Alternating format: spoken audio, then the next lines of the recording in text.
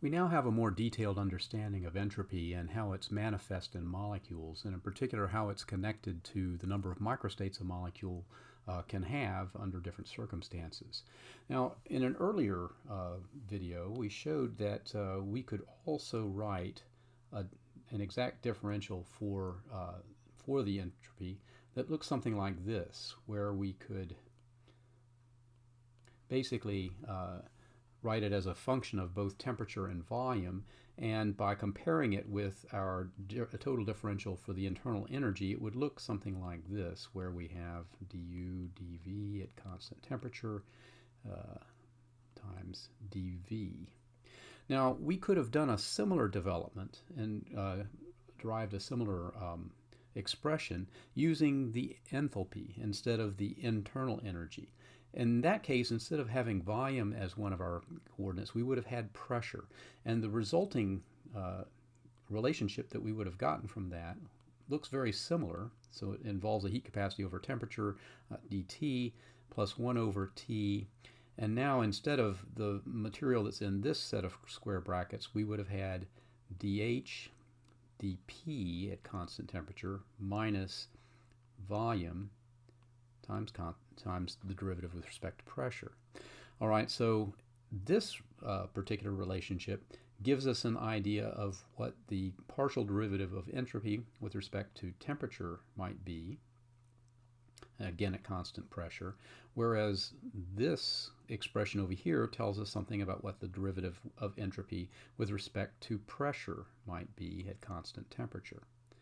Now, what I want to do is take a look at what this means. What does this imply for entropy if we're measuring it under conditions of constant pressure?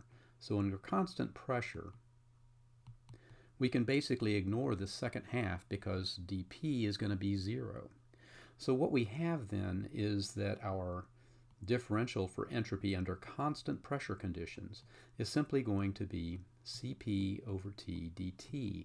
And this is an expression then that we could integrate, so it tells us that as a function of temperature, we could write that S of T is equal to S of 0, that's S at 0 temperature, plus this integral from 0 to T of Cp.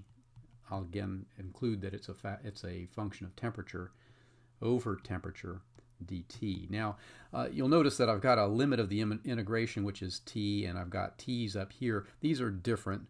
This integration variable, sometimes it's preferable to write it slightly differently, so I'll use a small t for each of these, but it's really a small t that's a placeholder for temperature in each of these functions here, whereas this t is referring to the t that I'm referencing over here for the entropy. Now, this S of 0 represents the entropy at 0K. And this is really what we want to get after in this particular video. What is that? Now, earlier when we talked about the Gibbs formulation of entropy, we ended up with an expression that looks something like this. We had the Boltzmann constant times the sum over all states, probability of state J times log of probability of state J. But I also said there was an integration constant.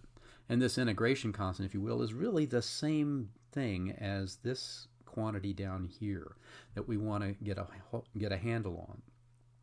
Well, this entity is not something that we can actually measure directly, but it is important to clarify exactly what it is. And the way we clarify it actually is through the introduction of another law of thermodynamics, and that is the third law of thermodynamics. And the third law of thermodynamics basically says that as the temperature approaches 0 Kelvin, the entropy at that temperature approaches 0 joules per Kelvin. And this is for a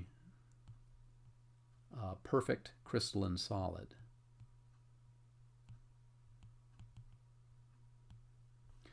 All right, now we have a notion that at 0K we have no motion at all.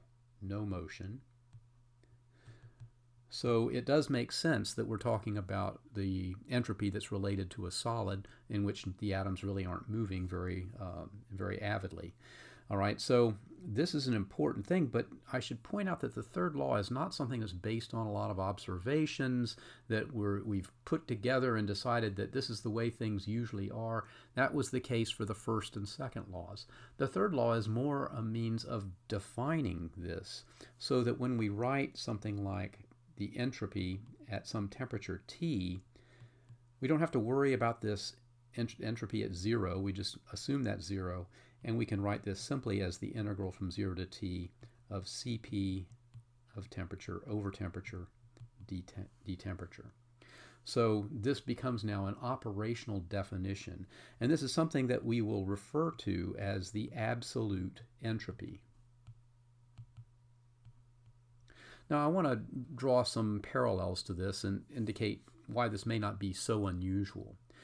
Entropy basically has the same status for our systems, and I'll make a little box up here to indicate all of this.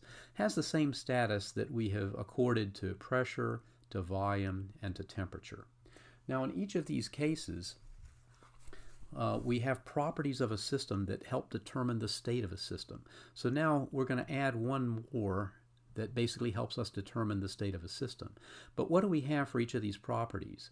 Each of them has an absolute scale, and for pressure that absolute scale starts at 0 bar. Basically, no force per unit area is the 0 for the pressure scale. We can't have negative pressure, so that's it. For volume, that absolute scale is 0 meters cubed, or 0 liters. It is the absence of any space. It might be a dimensionless point. For temperature, we have an absolute scale that says that the bottom limit for temperature is 0 Kelvin. You can't have negative temperature, you can't have negative volume, you can't have negative pressure. So now imposing those same qualities on entropy is perfectly consistent with what we've done with these other properties. So in essence, what we've done is we've insisted upon an absolute scale for entropy that sets its value at 0 joules per Kelvin, or this is also sometimes called entropy units, 0 entropy units, when we are at 0 Kelvin. So again, we have done something that helps us to establish this this absolute entropy scale, which means that molecules and other substances do have a quality that we can call entropy content. We can't say they have heat content or they have work content because those are interactions, but we can say that they have entropy content. And a picture that I showed in an earlier video, which I want to bring back now, basically shows how that entropy content may change as we increase the temperature. Well, if it starts down here at 0, it grows very slowly at first. Then there's a point at which it makes an abrupt change. Then it grows a little bit faster. Then another point at which it has an abrupt change. And then finally it grows even faster up here. And of course, this bottom one corresponds to solid, the next one to liquid, and the top one to vapor. And in each of these cases, these transitions correspond to phase transitions, something that we'll talk a lot more about in the next module. However, one of the things that I can say about this is that the ds for these things corresponds to, again, our definition, dq rev over the temperature. In this case, if it's vaporization, that temperature would be temperature of vaporization, and it's held constant during the course of that transition. What is the dq rev? Well, that's simply the enthalpy, the latent enthalpy for that transition. So in fact, we can say that the change in our entropy for one of these transitions is going to be related to the change in the enthalpy for that transition divided by T vaporization, where again we have simply associated this heat change, this heat interaction, as the latent enthalpy change that occurs during that phase transition. Now we'll have a lot more to say about this, but it helps to fill in the gaps here for this kind of diagram. I'll say also that it's something that we need to take into account. For example, if I were interested in determining what is the absolute entropy, say at a point somewhere in here, I will have gone through a phase transition already at that point. So when I start to write out what is the entropy at that point, I would start with something like this. I would have first an integral from 0 to the fusion temperature, which is this temperature here at which fusion occurs. And then that would be the heat capacity of the solid over T. Well, let's make it the integration variable T, dt. Then I would have a contribution that comes from the transition itself, this phase transition. So that's simply going to be the fusion enthalpy divided by the temperature of enthalpy. And then I would have a final integral that would go from the fusion temperature up to the temperature I'm interested in.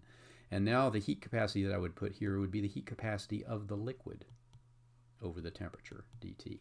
So this gives us a prescription for finding the absolute entropy at any given temperature.